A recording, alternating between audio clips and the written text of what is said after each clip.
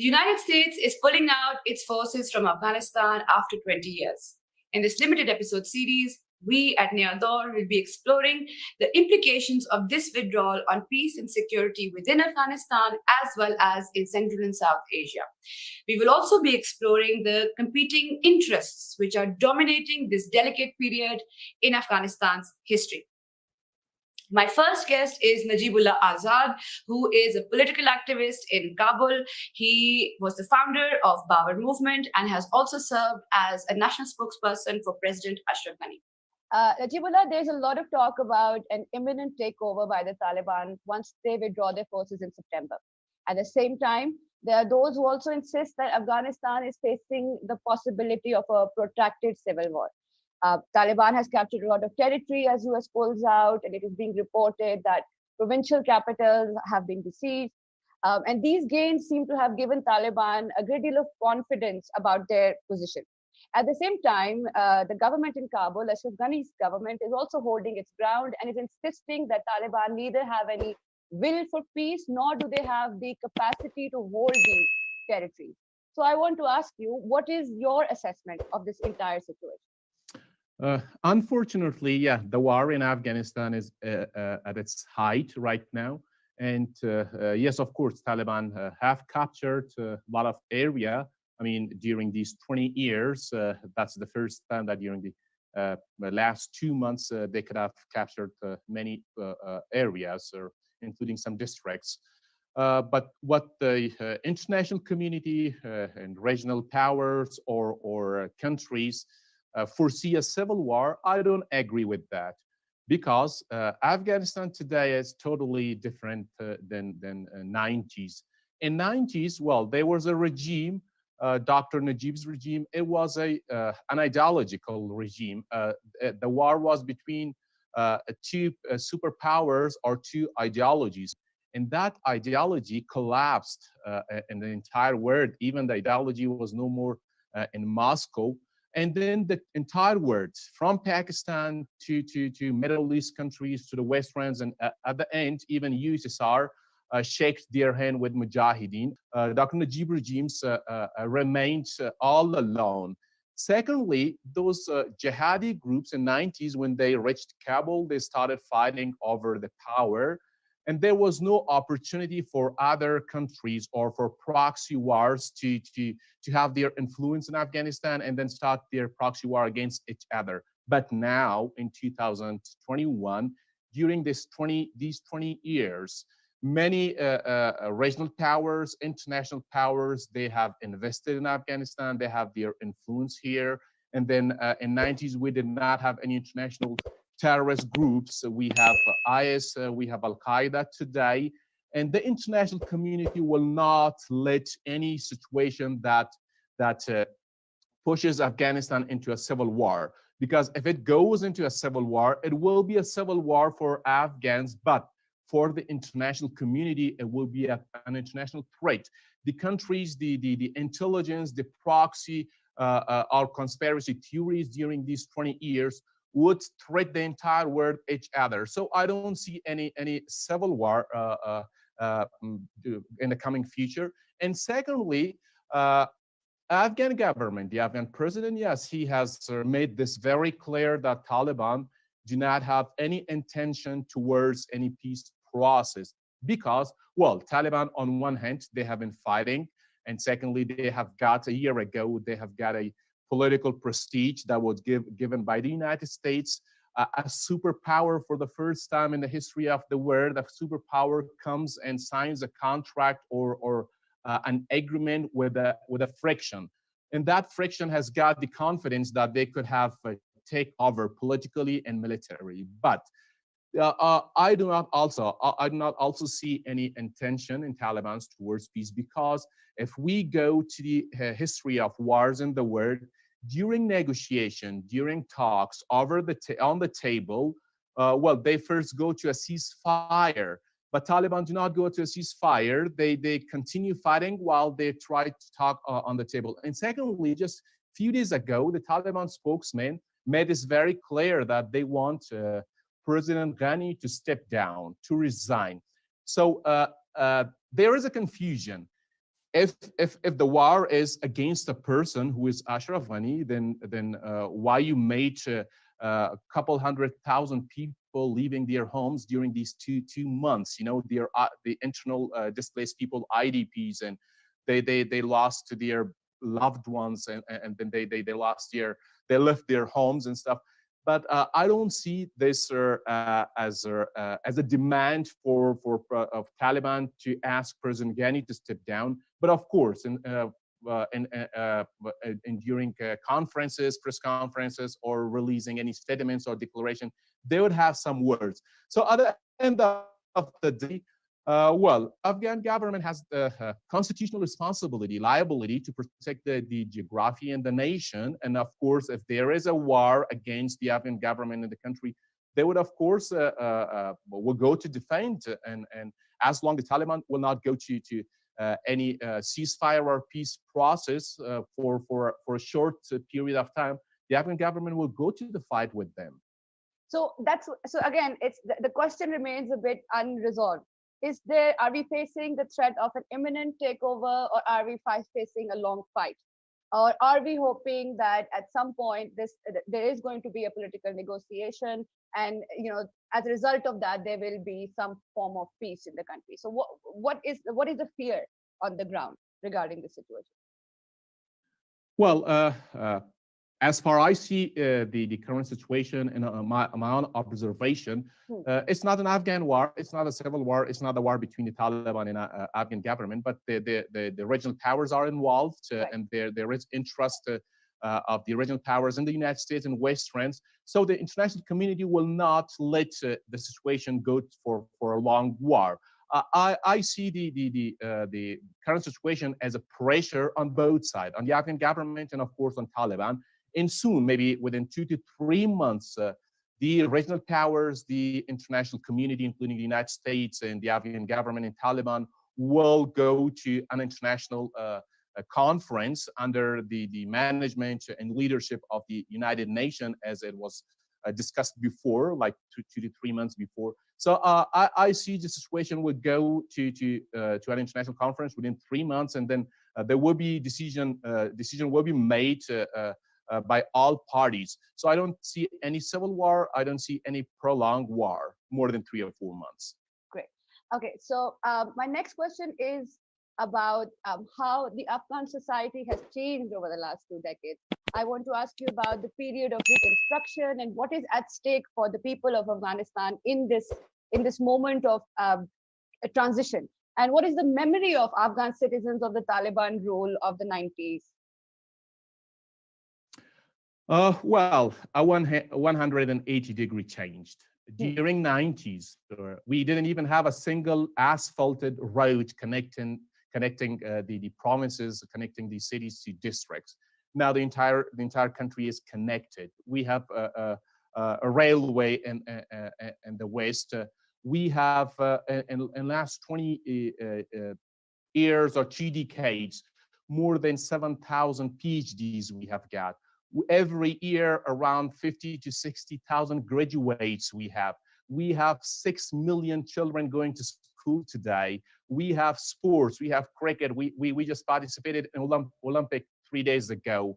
And meanwhile, women, we have in parliament, I guess that it will be the only parliament in the world where we have around 30% of women. You know, they're seated there. We have women in in the entire political institutes. We have women as journalists. We have around national and international media outlets. We have around 100 televisions and more than 500 radios. And we did not have a single thing in 90s. Meanwhile, when Taliban left or when their regime was collapsed, the children of 1, 5, 10 years old are 20, 25, and 30 today. And they are making 65% of today's Afghanistan's population. So we cannot even think of comparing today with 90s. So a lot of developments, infrastructure, international communication, connectivity, diplomacy, political structure, 350,000 military and all that stuff is, of course, we did not even have a single thing in 90s during Taliban's regime. Okay, so the Taliban insists that the territories that they have captured were not taken by force and that it was a peaceful takeover and the locals welcomed the Taliban forces. And they also, again, as you know, they're insisting that we want a negotiated power sharing agreement. In a statement, the Taliban spokesperson even admitted that the ruling by force did not help anyone, including them. So do you think because in our country, in Pakistan, there is this huge narrative that says, no, no, no, the Taliban have changed now. And in all their interviews to Al Jazeera or wherever you see to the international outlets, they try to present an image of themselves as moderates, as people who have learned lessons from the last 20 years as well. So what is your assessment from their behavior and from how they have captured territory? What do you think? Well, the first thing that when they claim that they are changed, international community, including Pakistan, should see the delegation in Doha, the Taliban delegation. Do you see a single engineer, a doctor, a politician, a person who has graduated from a modern scientific school? Do you see any single woman in Taliban's negotiation team? That's their political elite team. Secondly, the districts or area they have captured so far, it's not only the Afghan media or the Afghan government, but the international media. We in the West or in the North, more than 50,000 families during last month, they became IDPs. They have left their homes. And there are reports that in areas they have captured or an area they have taken over, they made people the men to have to grow their beard like in 90s, the women to use their, to wear the burqas, do not go out with without a family man or a muharram. So all that stuff, they are not changed. Secondly, second part of your question, that they have taken over the area without any fighting or war. Yes, I do agree, but I see that a strategic plan of the Afghan government. See, in the war, you were army. Either they fight and they are defeated, they died, they leave their casualties. Secondly, they join the Taliban. Thirdly, they run away. But all these three scenarios have not been seen so far. The units have been left to Taliban and they joined their army back. So that could be a strategic plan, because for two reasons, I guess. One thing, the Afghan government tried to show to the world that, see, the Taliban, they have been claiming that they are changed, are not changed. The places they have captured, they don't have the capability, the capacity to governing a technical thing, scientifically political science. And then they made the Afghan people to rise against Taliban. And during 2 months, couple 100,000 people, unfortunately, the Afghan society, it's kind of tribal society so far, and everyone at home, they have a weapon. So they gotten out and stood against the Taliban. So I would see this as a strategy of the Afghan government, leaving the districts to Taliban to show to the world that how they are today, are they changed or not? And secondly, they try to make people's uprising against Taliban, and they did that. But Taliban, of course, they're claiming that they have taken over so many districts. They did, but they did not fight. So that means without fighting, taking districts mean that you don't have that military power to take collapse a regime. Got it. Okay, so my next question to you is that the Taliban, they continue to attack Ashraf. We've already discussed a little bit of this earlier, but I'll just ask you again. The Taliban continue to attack Ashraf Ghani's government as an illegitimate one, and this issue has become a sticking point in the negotiations between the Taliban and the government in Kabul. So I want to ask you about the perception of Ashraf Ghani's government within Afghanistan. How is it perceived by the popular people of Afghanistan? How popular is he, and how controversial is he, and how much are people willing to stick to this particular government in the face of this entire crisis? I would like to talk about legitimacy first. Afghanistan has a constitution, an Islamic constitution, yeah, and it's in accordance with the Hanafi fiqh. Secondly, Afghanistan, the government we have today is a democratic government. Doesn't matter how many votes Ashraf Ghani in 2019 got, but well, there was an election, and of course, in a country, a war-torn country, we cannot expect elections that we have in developed countries. Even in the United States, that the Trump and Biden things went to conflict. So it is illegitimate. We have with 90s countries, we have diplomatic relations. We have their embassies here. We have our embassies in foreign countries. That is legitimacy. We have part of the international conventions, the United Nations conventions. So legitimacy, definition of the legitimacy, this is how the Afghan government is legitimate. Secondly, it's not about a person. It's not about Ashraf Ghani, if people like him or not, if he is happy in Afghanistan or not. Of course, politicians in countries like Pakistan, Afghanistan, India, and these neighboring countries, they're not very well popular. It's about the regime. It's about the structure of the government. We have got three branches here: an executive, a judiciary, and we have legislative branch of the government, a totally democratic government, Islamic democratic government.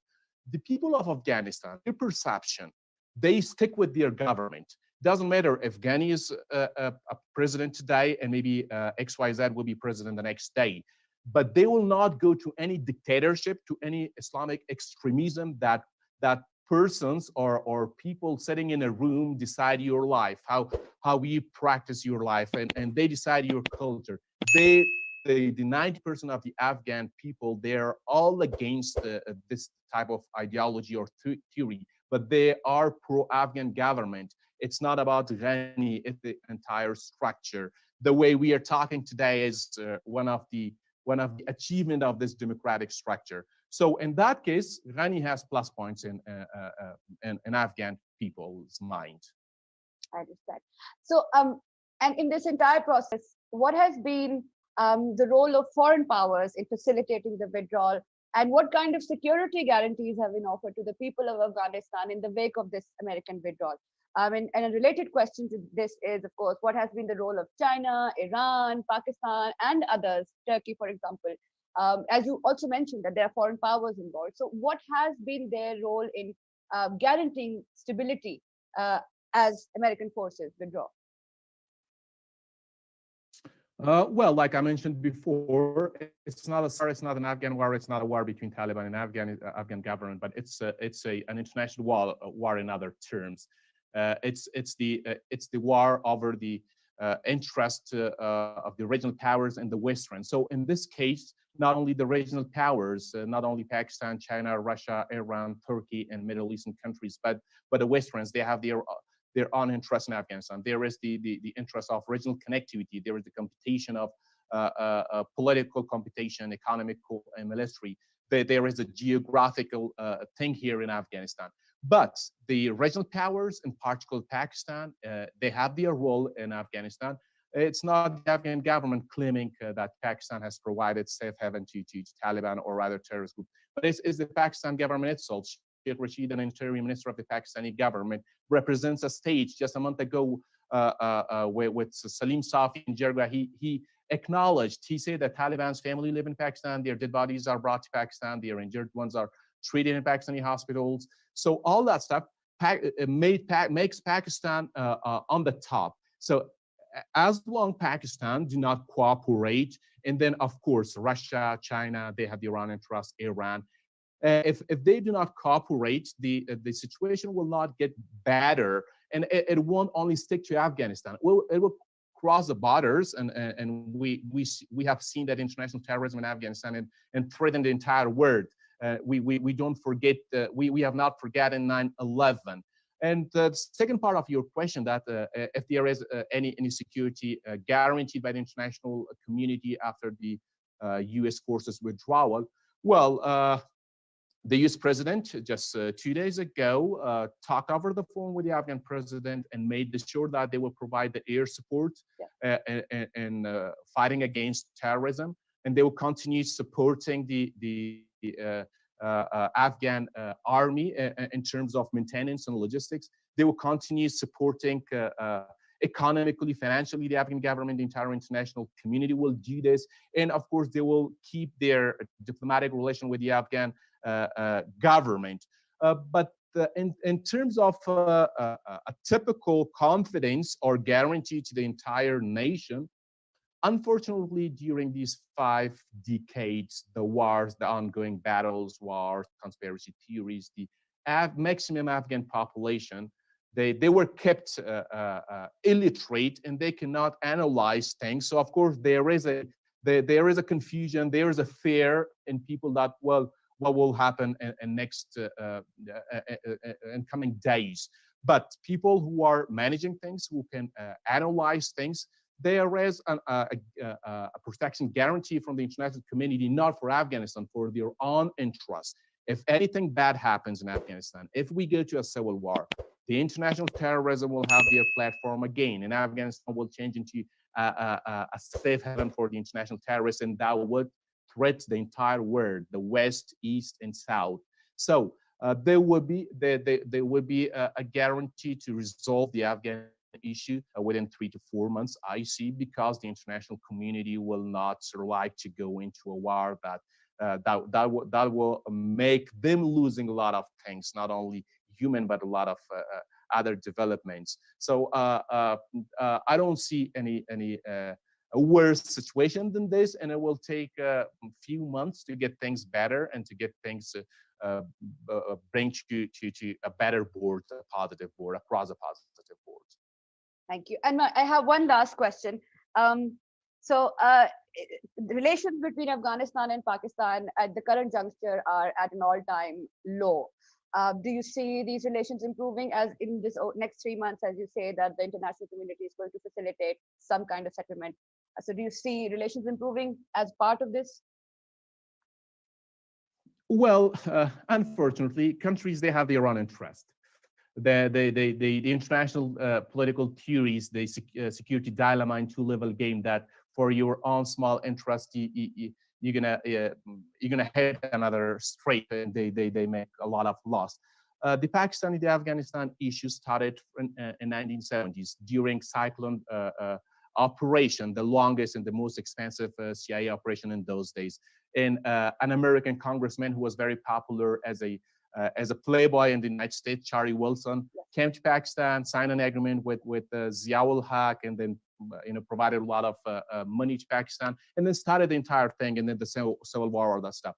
So the relation between Pakistan and Afghanistan was never good in the past, but recently things come out to media, and especially after the kidnapping of the Afghan ambassador's daughter in Pakistan, which violates all the international conventions, including Vienna Convention, including the OHCHR UN Convention, and ICCPR. In Pakistan, during these 10 days, roughly 10 days or 2 weeks, could not have provided a statement that can make sure that Pakistan is working on this case and they will help. So the relation between Pakistan and Afghanistan will not go to a better place unless international pressure is not put on Pakistan and ask Pakistan to pull out their hands and supporting the terrorist groups or Taliban, and making them no safe havens anymore.